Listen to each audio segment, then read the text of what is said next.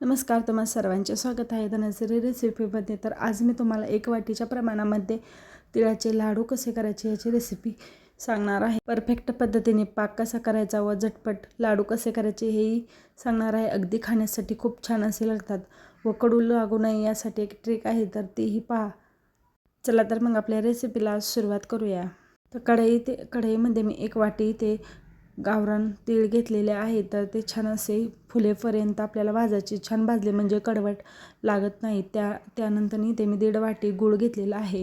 गूळ खाली लागू नये यासाठी अगदी थोडंसं पाणी ओतायचं म्हणजे पाकही पटकन येतो.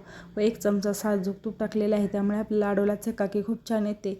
तर 5 ते 10 मिनिटांनी अशा प्रकारे पाक तयार होतो. कमी पाणी ओतलं की पटकन असा पाक तयार होतो. तर पाक अशा प्रकारे गोळी झालेले आहे. खूप कडकही नाही व खूप लूजही नाही, तर मध्यम साईजमध्ये झाल्यानंतर त्यामध्ये आपण भाजून घेतलेले तीळ व 1 वाटी शेंगदाण्याचा कूट आहे, तर तो टाकलेला आहे. त्यामुळे आपले लाडू अजिबात कडवट होत नाही व वळायलाही खूप छान असे येतात. मिक्स झाल्यानंतर हाताला पाणी लावून व्यवस्थित असे तुम्हाला हवे त्या आकारामध्ये वळून घ्यायचे. अगदी झटपट वळायला लागत नाही, तर लगेच कडक होण्याची शक्यता असते. तर पाणी लावल्यानंतर वळायचं म्हणजे अजिबात आपल्याला भाजत नाही. तर छान असे मी आता लाडू तयार करून घेत आहे. अगदी झटपट ही रेसिपी होती व लाडू हे खूप छान लागतात. तुम्हाला जर खूप कडक आवडत असतील तर पाकाची जी गोळी आहे तर ते अगदी कडक होईपर्यंत पाक शिजून द्यायचा.